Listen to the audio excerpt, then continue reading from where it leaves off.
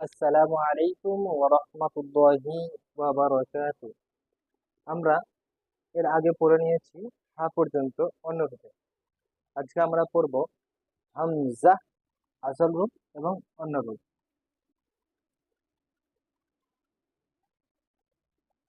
এই হামজা আসল রূপে এর অন্য রূপে আছে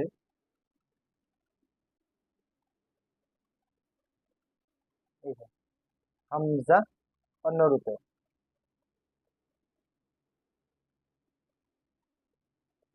আর একটি লেখা হয় এরকম ভাবে, হামজা অন্য রূপে।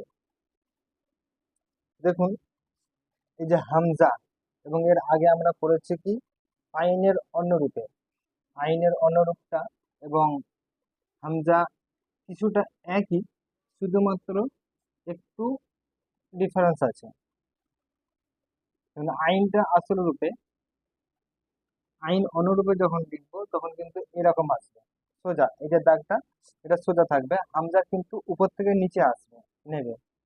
ঠিক একটু এগুলো মাথায় রাখতে হবে যাতে আমাদের পড়তে অসুবিধা না হয় বা বুঝতে যাতে অসুবিধা না হয়।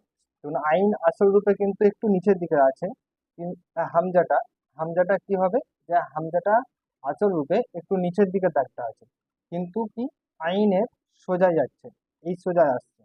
এগুলো একটু লক্ষ্য রাখলে আমাদের পরবর্তীতে বুঝতে অসুবিধা হবে না। অক্ষর পরিচয়ের পরেও আমাদের বুঝতে অসুবিধা অনেকের হয়ে থাকে, ওই জন্য এগুলো একটু বুঝিয়ে দেওয়া হচ্ছে।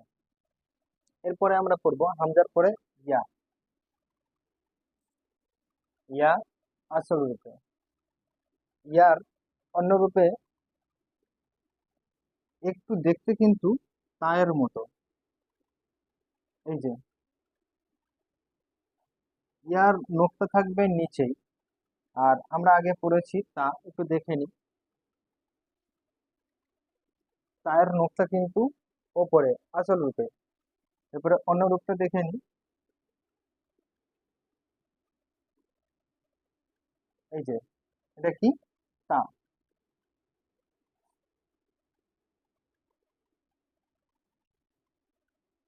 সেরকম ভাবেই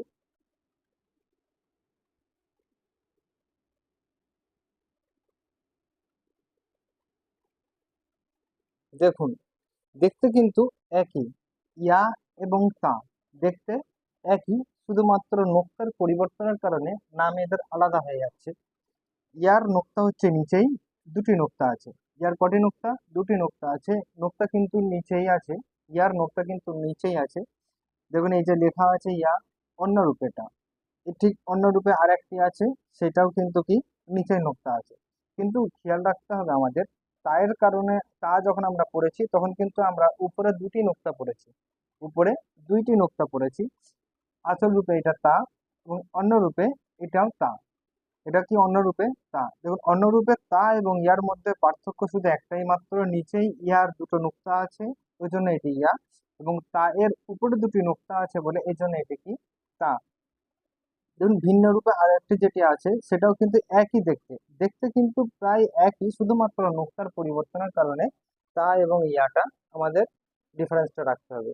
তো আজকে এই পর্যন্ত আমরা যা কিছু শিখলাম, আলিফ থেকে নিয়ে ইয়া পর্যন্ত, অন্য রূপে আমাদের ইনশাল্লাহ পুরো কমপ্লিট হয়ে গেল। আগামীতে আরো কিছু শিখবো।